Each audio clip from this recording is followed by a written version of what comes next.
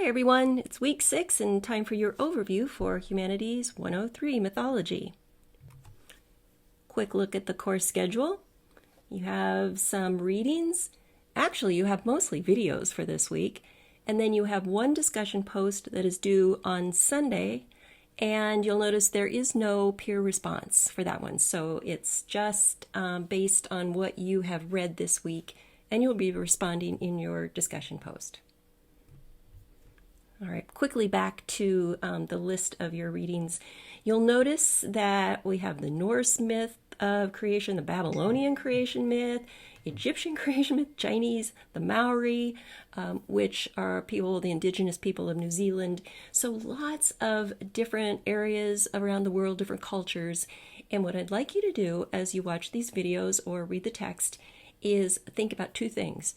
I want you to think about, what do these myths have in common? Do you notice any common elements, say between the Maori version of creation and Egyptian? Do they have any common features in the structure, like how the story is told, what came first and what came next and what came last, and so forth? And also, I would like you to be thinking about those Weigel types of creation myths. So remember, last week you read about Martha Weigel's creation myths, her types, and you saw that table that listed the 9 types and what were the common elements of each one. So it's not like I expect you to memorize those by any means, but what I would love for you to do is, as you're reading these, for you to say, oh, wait, I know I've seen that. That seems very familiar to me. So go back to her table and see if you can pinpoint what you think Martha Weigel would have said about that particular myth. What type is it?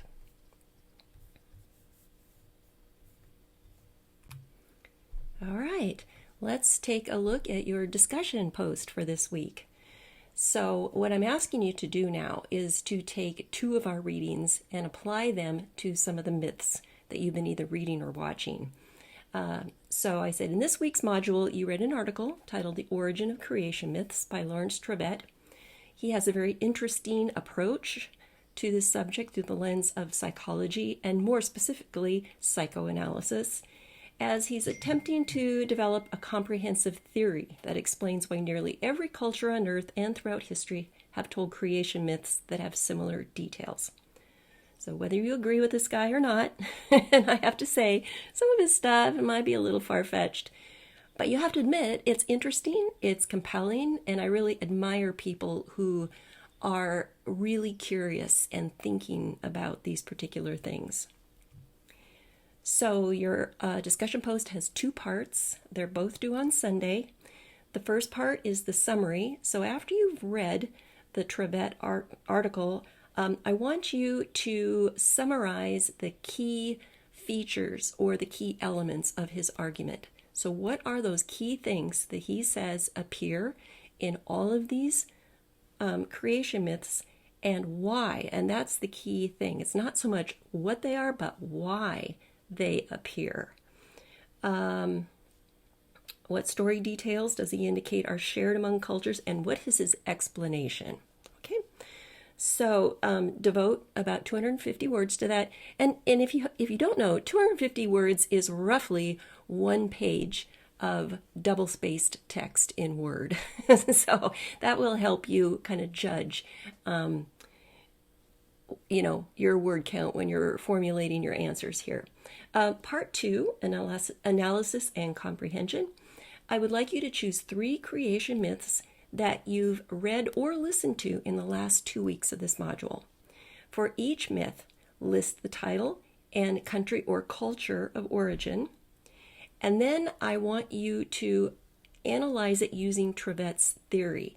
So look at this creation myth.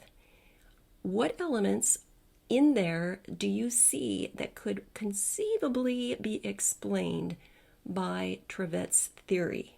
So explain what that element or elements are, and then why. Why do those fit into his theory? Then I want you to switch over to the Weigel microscope. What types of creation myths, or what type, do you think this is according to those 9 types that you read about? Be sure to go back and actually read through the discussion instructions because I've actually given you a little sample of how you might organize your answer there. All right, so I hope that's clear. I hope you enjoy doing that.